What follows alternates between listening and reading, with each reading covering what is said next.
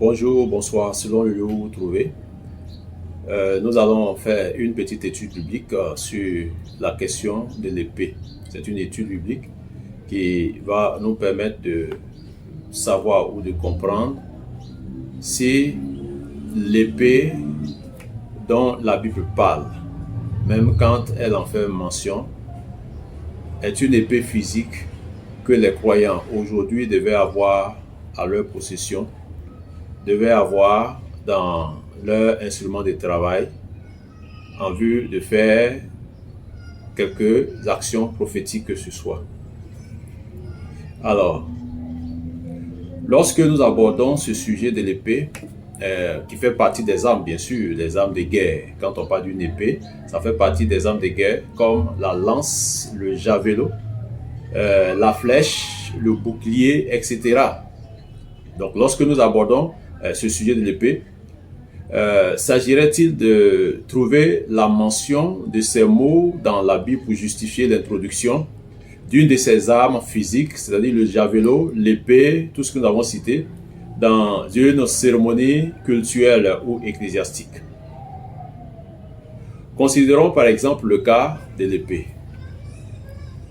Lorsque nous lisons la Bible, nous avons 73 fois ce mot épée au singulier et 11 fois au pluriel que nous trouvons dans les Saintes Écritures. Et sur les 73 fois au singulier, on a 11 fois ce mot dans le Nouveau Testament et 62 fois dans l'Ancien Testament, quand c'est au singulier. Mais lorsqu'il est au pluriel, nous le rencontrons 11 fois et 4 fois dans le Nouveau Testament. 11 fois dans l'Ancien Testament, bien sûr, quand c'est au pluriel. Lorsqu'on parle de singulier et pluriel, pour ceux qui ne comprennent pas, c'est que le mot prend un S quand c'est au pluriel et il est sans S quand c'est au singulier. On peut citer pêle-mêle un certain nombre de passages, de références, où par exemple c'est mentionné une épée. Quand on lit Genèse chapitre 3, le verset 24, parce que c'est le premier verset biblique où il est fait mention pour la première fois du mot d'épée. Il y a quelqu'un qui a utilisé cela pour appliquer le principe de la première mention sans comprendre ce que le principe de la première mention signifie. Parce qu'il faut, quand on va dans la première mention, il faut comprendre avec méditation pour pouvoir interpréter ce que cette première mention traduit. Lorsque nous avons nous lisons dans Genèse le chapitre 3, le verset 24, il est fait mention d'une épée flamboyante agitée par des chérubins. C'est la première mention, mais qu'est-ce que cela signifie? Autre référence, en Nombre, le chapitre 22, le verset 23, il est question d'une épée nue dans la main d'un ange. En Josué, le chapitre 5, le verset 13, il est dit que l'homme avait une épée nue dans la main. Et lorsque nous arrivons en Juge, le chapitre 7, le verset 20, il est utilisé une expression épée pour Gédéon. Épée pour Gédéon. La Bible également nous parle du Léviathan qui sera frappé par une grande, dure et forte épée de l'Éternel. Lorsque nous lisons dans le livre de Jérémie, le chapitre 47, le verset 6, il est dit que Jérémie plaide pour que l'épée de l'Éternel ne continue plus à sévir. En Ésaïe, le chapitre 34, le verset 5, il est dit que Dieu châtie son peuple par son épée. Alors, donc voici un certain nombre de références. Comme nous l'avons dit, il y a plusieurs textes, il y a plusieurs références, parce que 73 fois au singulier, le mot est mentionné, et 11 fois au pluriel, il se trouve dans la Bible, comme dans le Nouveau Testament et l'Ancien Testament. Mais un des passages qui sont utilisés pour justifier l'introduction de l'épée dans l'Église, voici ce texte-là, qui parle de l'épisode où Pierre a tranché l'oreille du serviteur de Malchus. On prend ce texte-là dans Matthieu le chapitre 26, verset 51 au verset 52. Lorsque nous lisons ce texte, ce qui est essentiel et important, parce que la parole de Dieu se dit dans la méditation pour comprendre, la réflexion. On ne saute pas pour faire une interprétation sans tenir compte du contexte. Mais ici, je crois que l'attitude du Seigneur en dit long sur le fait d'avoir une épée et le fait d'utiliser cette épée-là. Quand on lit ce texte, il est dit que Simon-Pierre, qui avait une épée, la tira, frappa le serviteur du souverain sacrificateur et lui coupa l'oreille droite. Ce serviteur s'appelait Malchus. Jésus dit à Pierre, « Remets ton épée dans le fourreau. Ne boirai-je pas la coupe que le Père m'a donnée à boire ?» Ça c'est en Jean 18, le verset 10 au verset 11 que nous trouvons ce texte-là. Et l'autre texte qui dit, « Alors Jésus lui dit, remets ton épée à sa place, car tous ceux qui prendront l'épée périront par l'épée. » Matthieu 26, verset 52. Donc, lorsque nous voyons ces deux références qui sont lues, en plus de cette troisième référence de Matthieu 26, le verset 53, où il a dit, c'est le Seigneur lui-même qui parle, « Penses-tu que je ne puisse pas invoquer mon Père qui me donnerait à l'instant plus de 12 légions d'anges ?» Donc, ces trois références qui révèlent la réponse ou la réaction du Seigneur Jésus face à cette question d'épée, nous indiquent simplement que le Seigneur n'avait pas besoin d'une épée dans les mains de ses disciples pour le défendre. Il n'avait pas besoin d'épée physique parce qu'il pouvait se défendre. Il suffisait juste qu'il invoque son Père pour que son Père lui envoie une protection. Et on parle ici de 12 légions d'anges. Alors, il a dit, celui donc qui tue par l'épée mourra par l'épée. C'est une loi qui ne peut être abolie. Comme c'est écrit dans le livre de la Genèse au chapitre 9, verset 6. Si quelqu'un verse le sang de l'homme par l'homme, son sang sera versé, car Dieu a fait l'homme à son image. On peut même avoir une idée claire qu'il ne s'agit pas de choses physiques. Quand on lit ceci, les disciples Jacques et Jean, voyant cela, dirent, « Seigneur, veux-tu que nous commandions que le feu descende du ciel et les consume ?» Ça, c'est un verset de Luc 9, 56. Alors, ici, si c'était une affaire physique, Jésus n'allait pas refuser en réprimandant ses disciples. Voici ce qu'il a dit.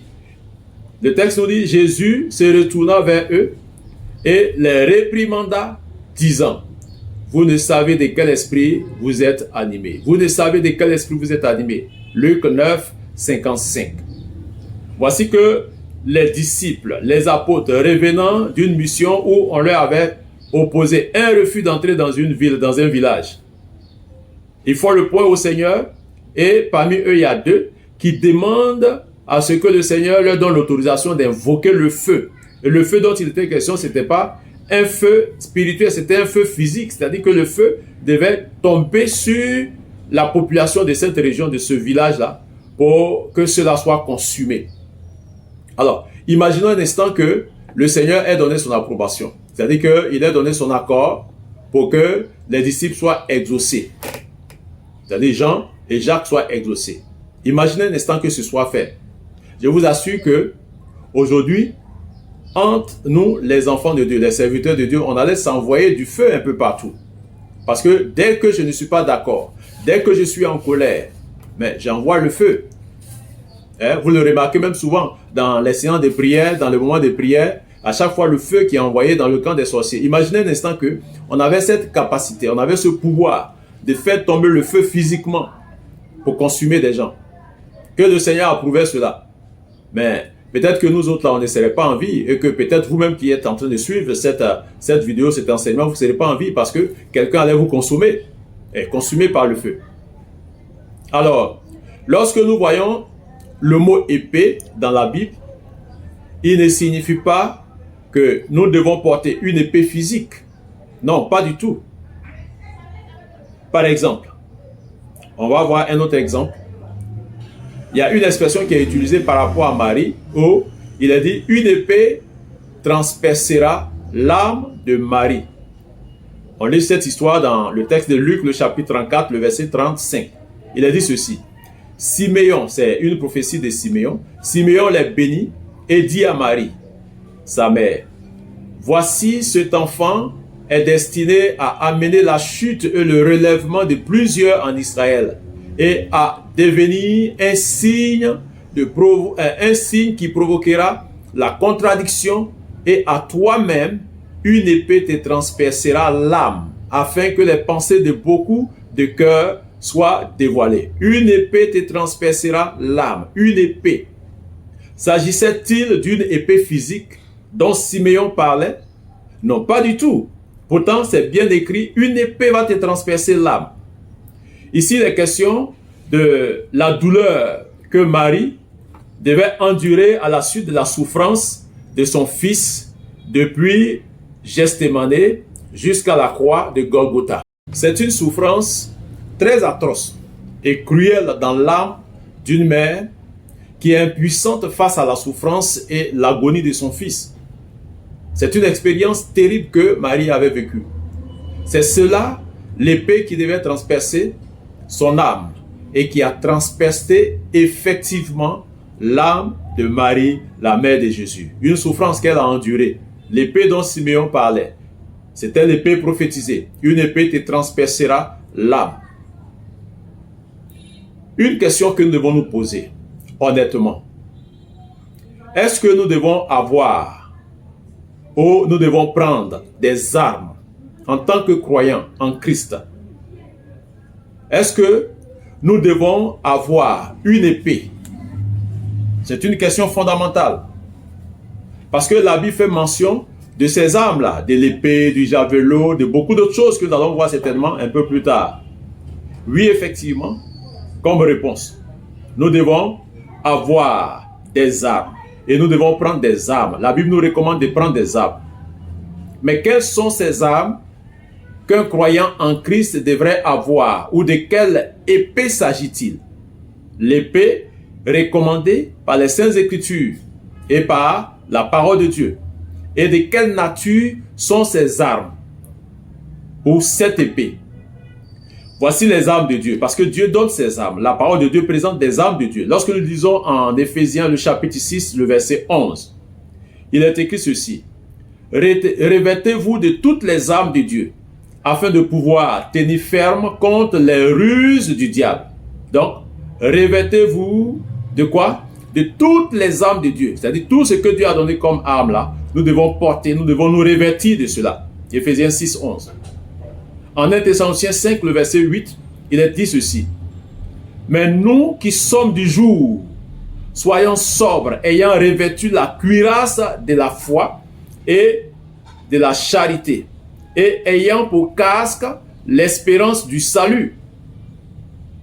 Lorsque nous lisons en Éphésiens le chapitre 6, à partir du verset 12, il a dit, car nous n'avons pas à lutter contre la chair et le sang, mais contre les dominations, contre les autorités, contre les princes de ce monde des ténèbres, contre les esprits méchants dans les lieux célestes. Donc ça veut dire que nous avons une bataille à mener, nous avons une lutte à mener. Cette lutte ou cette bataille traduit la guerre que nous devons mener. Et pour mener cette guerre, il y a des armes qui sont données. Voici pourquoi le verset 13 qui suit nous dit, c'est pourquoi prenez toutes les armes de Dieu afin de pouvoir tenir, afin de pouvoir résister dans le mauvais jour et tenir ferme après avoir tout surmonté. Donc toutes les armes de Dieu devaient être prises. Voici pourquoi nous avons déjà répondu que effectivement la Bible et la parole de Dieu nous recommandent d'avoir des armes. Des armes. Il faut que en tant que croyant on soit armé. Il dit tenez donc ferme. Ayez à vos reins la vérité pour ceinture. Revêtez la cuirasse de la justice. Là, nous sommes en train de citer les armes. Hein. Mettez pour chaussure à vos pieds le zèle que donne l'évangile de paix. Prenez par-dessus tout cela le bouclier de la foi. avec lequel vous pourrez éteindre tous les traits enflammés du malin. Prenez aussi le casque du salut et l'épée de l'esprit, qui est la parole de Dieu. Éphésiens 6, 14 à 17. La nuit est avancée, le jour approche. Dépouillons-nous donc des œuvres des ténèbres et revêtons les armes de la lumière. Donc, toutes ces armes qui viennent d'être citées sont appelées les armes de la lumière. C'est de ces armes-là qu'il est question. Ces armes de Dieu sont-elles physiques? Citons donc quelques armes qui sont mentionnées dans le texte que nous avons lu. La première arme, on parle de ceinture. Donc, ceinture de la vérité. La deuxième, c'est la cuirasse de la justice. Cuirasse de la justice. La deuxième, c'est les chaussures que donne l'évangile de paix. La troisième, c'est le bouclier, mais le bouclier de la foi. La cinquième, c'est le casque du salut. Et la sixième, c'est l'épée de l'esprit, la parole de Dieu. L'épée de l'esprit. Donc, nous avons 6 armes ici qui sont citées.